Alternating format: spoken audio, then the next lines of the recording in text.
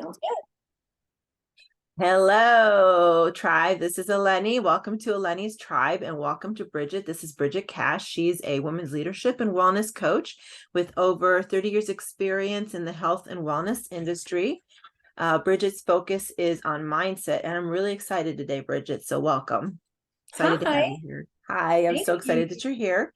Me And I know your topic today is going to be how to move from a limited and scarcity mindset to a powerful and purposeful mindset. So, Brigette, tell us a little bit about yourself and how you wound up from health and wellness to mindset coaching. I'm really excited to hear what you have to say today.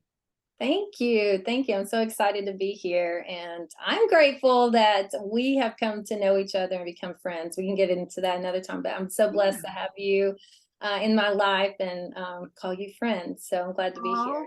that was really sweet.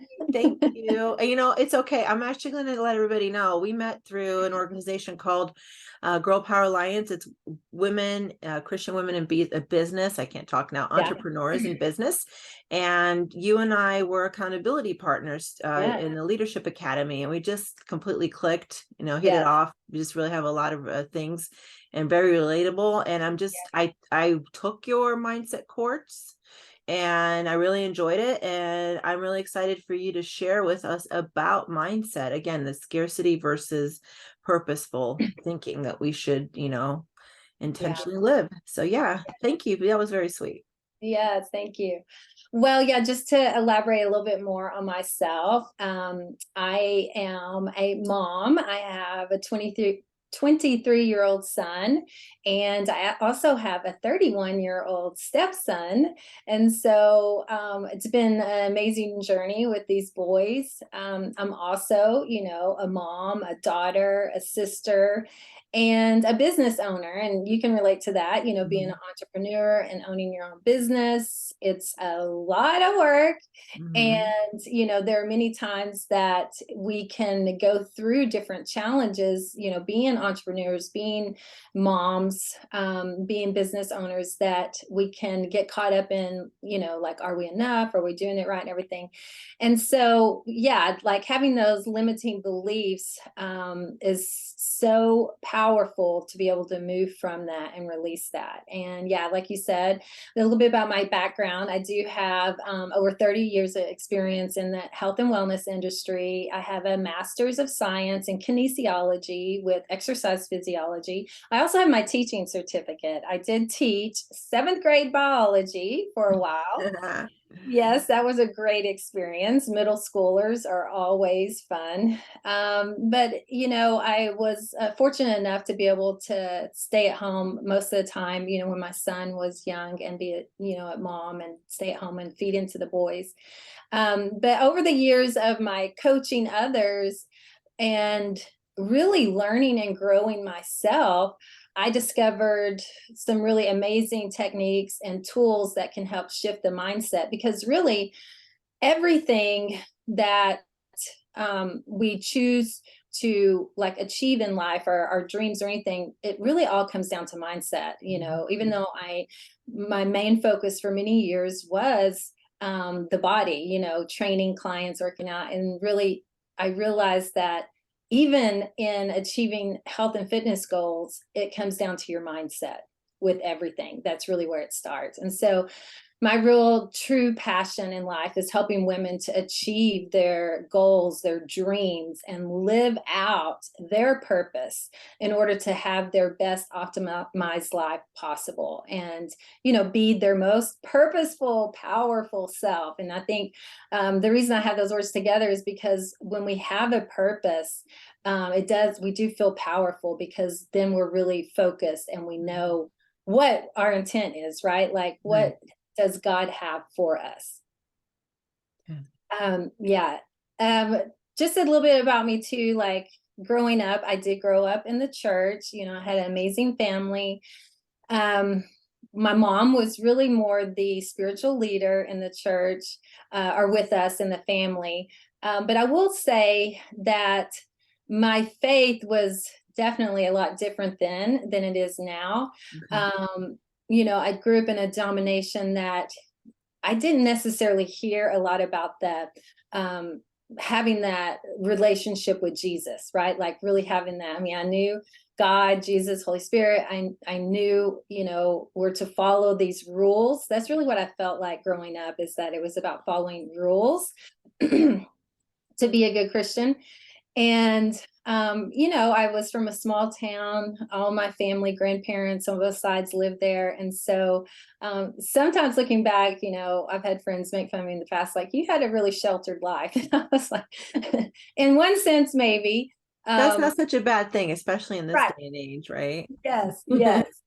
And I will say I was sort of naive about worldly things. And I grew up really believing that people told the truth, right? Like, Mhm. when someone said something, or, they were showing you like their character or whatever, like, oh, this is true. This is who they are. So in a sense, I feel like I was a little naive to ways of the world, so to speak. Mhm. Yeah.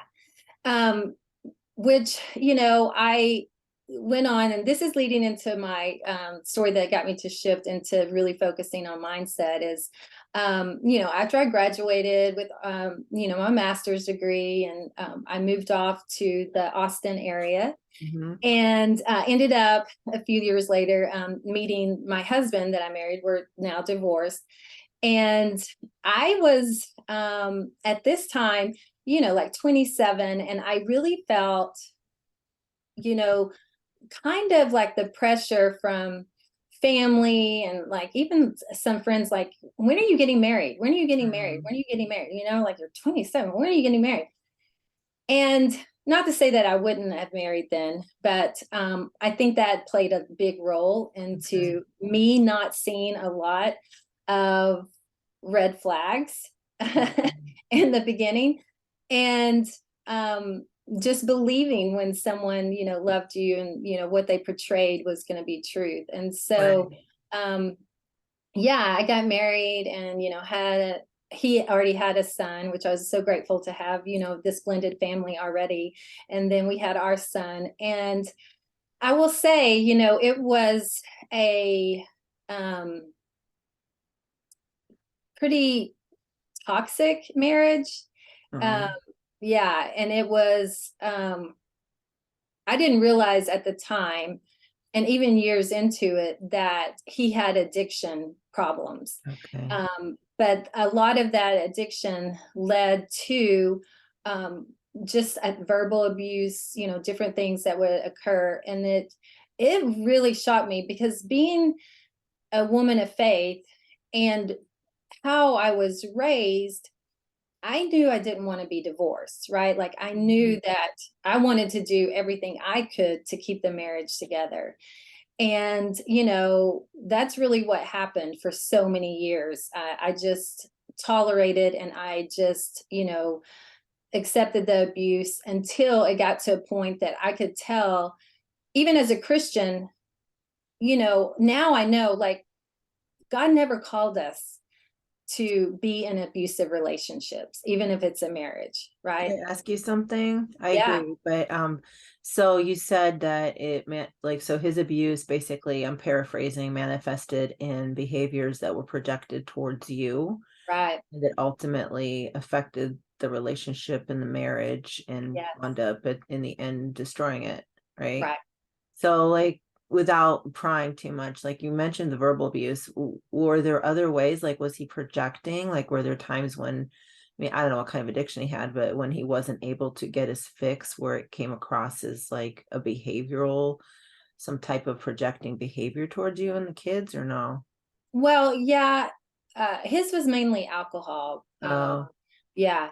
And, also cheating, like, he had cheated on me multiple times as well.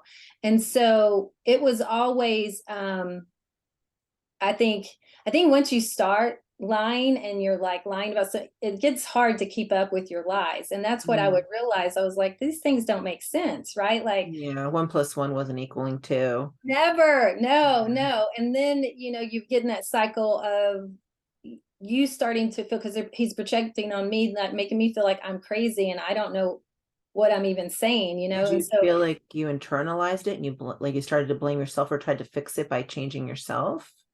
well, in the beginning, yeah, I mean, I didn't share a lot with a lot of people. Like I, wanted to keep up this great appearance, like everything Mhm. was great and everything was good, and made those excuses for him for bad behaviors, or if he wouldn't show up, or if he showed up somewhere drunk. It seems like I was always kind of making excuses, and it wasn't until um, we had at the well, let me say this. We got divorced after 9.5 years, and he started going to counseling and like had gone to rehab and had, come to this conclusion that he did have, an addiction to alcohol.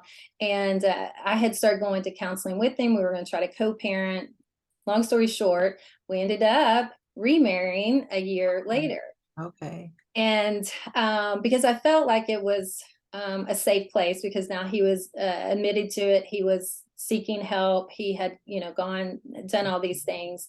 Again, I never wanted to be a divorced woman, right? Like I wanted my son to be raised in a home with both his parents.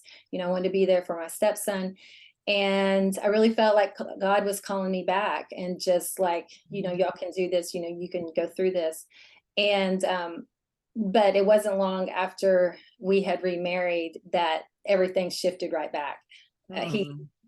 wasn't an alcoholic. He said he could control it. But the best thing that happened is through the counseling, I continued to go to counseling. And the counselor gave me the wisest advice. He said, regardless of what he wants to admit to or he chooses to do, you can keep working on yourself.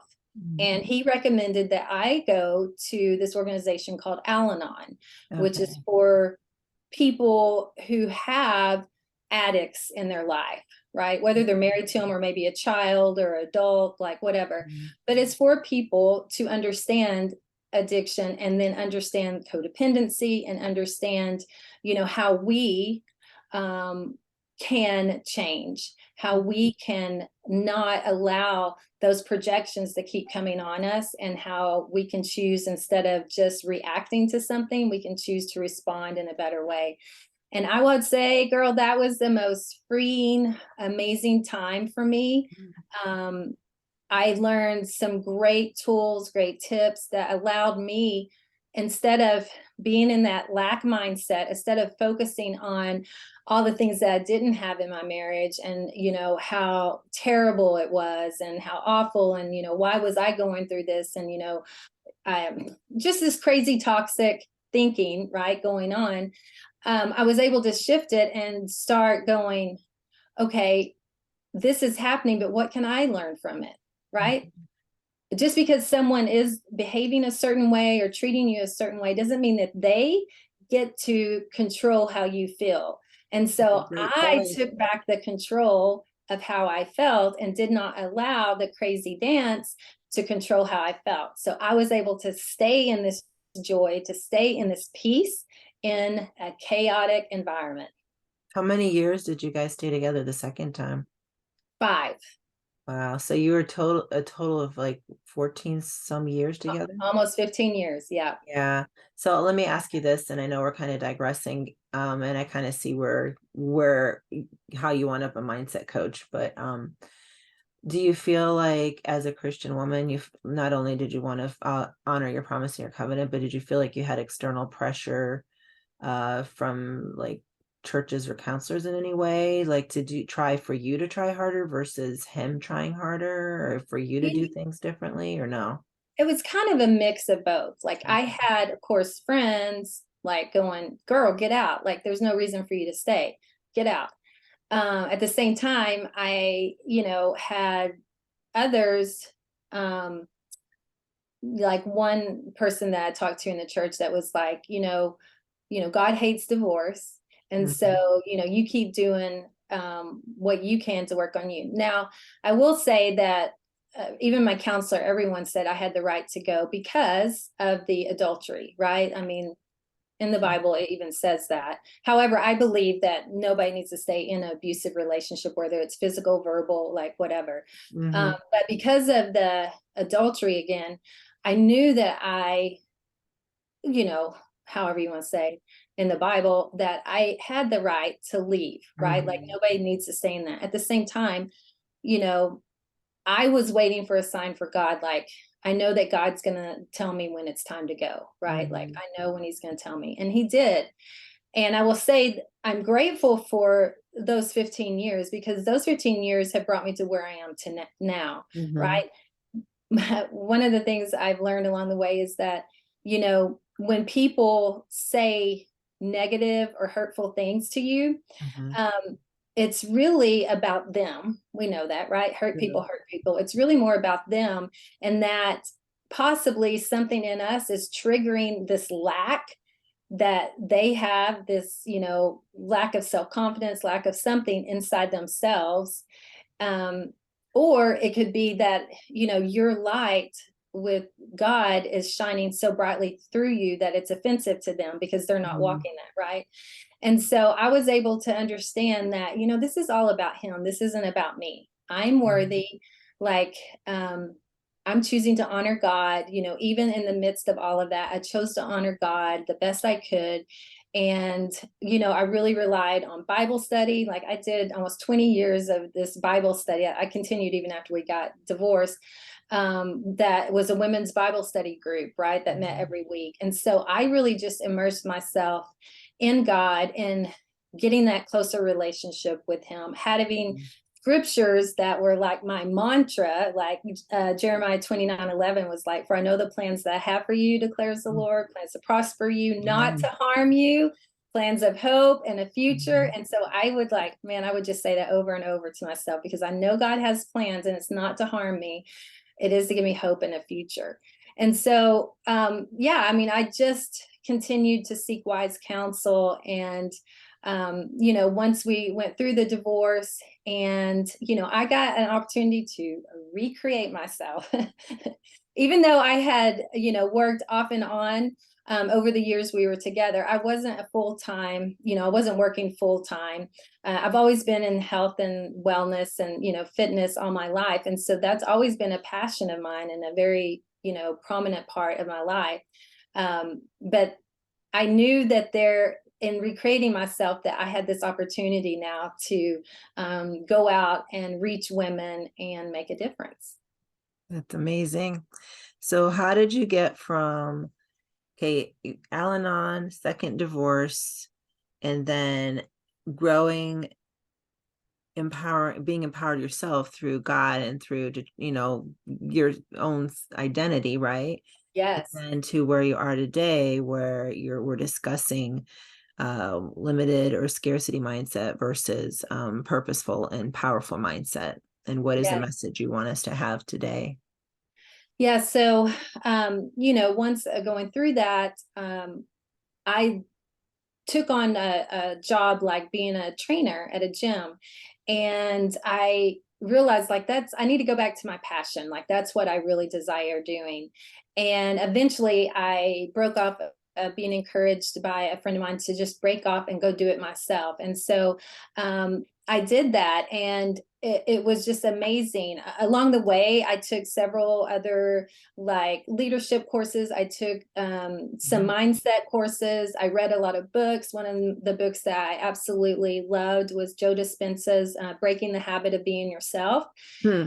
Really life changing. And just, it was really, for me, being a science background, it was looking at the chemical makeup of the brain and how when we have repetitive thoughts that are attached to an emotion, that they become ingrained in our Mhm. mind, right? And Right. so the way to break those thought patterns is to be able to replace that emotion that is tied to it. That's why people get triggered, right? Like, because you still have that thought that's attached to an emotion. And so when Right. you're able to separate that emotion from that thought, and look back and go, wow, that was interesting. Like, I got to a point after going through my divorce, that I hold no ill feelings towards my ex, like nothing. And I can look back at all these crazy situations that I was in and just go, wow, like, man, God really got me through that, right? Like, I Exactly. really got to learn through that. So I don't have any emotions tied to it anymore, which gave me such freedom. Mm-hmm. And as I was working with clients and, training them, that's what I began to see, is that maybe someone just had a weight loss goal, right? That they wanted to accomplish. And they could do it for a certain amount of time, yet all of a sudden it would just slip up, and then it would like forget about it, and then they're like unmotivated and everything happens. And I kept going like, what is going on here? Because I'm still here, encouraging them and training them, but there's something else going on. And Mm-hmm. that's where it comes down to, is the mindset. Because if you believe you can't do something, then you can't do it. Like, Right. yeah, when you believe you can't, you can't. You're absolutely right. And that's what was so powerful, is when learning, through all my growth and development, and even looking at my own story, was that no, I get to rewrite. I get to write how it goes from here, right? It doesn't Right. have to be this same pattern. I get to learn and grow from that. And in doing that, I like changed the way I spoke. Like I said, I went to a lot of seminars and like trainings, and just learning that our words are powerful. They And certainly are. yes, not just the words that we're speaking, but the words that we think as well. They have Mhm. power. Just like, God says, like, in the beginning was the word, right? And Mhm. that he spoke creation into existence. So Mhm. that shows that our words create. And Mhm. that's what's so powerful, is like you realize that your words can either create life or it can create death, and like really tear someone down. And so that's what I started doing, was just like working with clients, trying different things out with them, going through a process of getting to the root of it. Because a lot of people think, in this day and age, like, oh, you can just say something and it'll change. Like, say, I am amazing, and keep doing it. But the thing is that if you don't get to the root of why you don't think you're amazing, then your body doesn't really believe that you are amazing. So even in the beginning, when you may not fully believe, if you've addressed that root cause, that root belief that started it all, and you Mhm. can reframe it, then you can take on and go, I'm going to remember this. I'm going to be full of joy and peace because I am amazing, right? Mhm. And grounding it in truth. I mean, that becomes really powerful when you ground it in truth. That's one of the Absolutely. Yeah, and that's one of the things that I heard that was so powerful too, is that you have the power to take your mind wherever you want it to go, right? Like, we have the power to change our lives. And it all starts with our thought process. And when you can change the way you think, you Mhm. literally can change your life. Absolutely. Yeah, I know, it's so powerful. It's like, when a lot of people will carry past hurts around and just feel kind of defeated. But when you can release that and learn to like realize that that was only something that you were able to experience that got you to where you are now, and now you have a choice, right? And for me, I want people to realize that you're not a product, that you are a product of your decisions, not of your circumstances. I like that. Can you repeat that again? Yes, you are a product of your decisions, not your circumstances. Because we can all have challenging circumstances. They may look a little different, but too many people will get stuck in that circumstance and allow it to affect every decision they make. When you rise above that circumstance and really realize that you have the choice to choose differently, to feel differently, to be in peace, to take on the truth of God, then your decisions now get to transform your life instead of that circumstance. Mhm. I love it. That is so powerful. Like you said, figuring out why you feel negatively and replacing those negative thoughts with positive ones, but also getting to the root, the heart of it. And Yes. I imagine even the emotions that are involved, like, because I could say all day long that I'm amazing, I'm this, but I'm not, if I'm not feeling it, Yes. right? If I'm not That's what's feeling it. powerful, is attaching that feeling with it so that you embody it. Because we can all think back to something that hurt us, and what do? You get that feeling automatically, right? Mhm. Well, you can do it just the opposite. You can think something really amazing and choose to be in that state of joy and, peace and excitement, just the same. One of the things that I learned too is that we all have some type of stimulator or situation or circumstance that is a dictating factor, like that deciding factor in our lives, and that we get to make a change. And like I said, like for me, it was back when I had that opportunity from my counselor to go to Al Anon, and I was like, I don't know if I can do that. Like he's saying he's not out, like, can I? And I was like, no, I can. Like that was that big factor that really changed the trajectory of my life, because I realized that I had help. Like there were tools out there that could help me and Mm, that I could make a difference. And so we all have those opportunities and sometimes we miss them.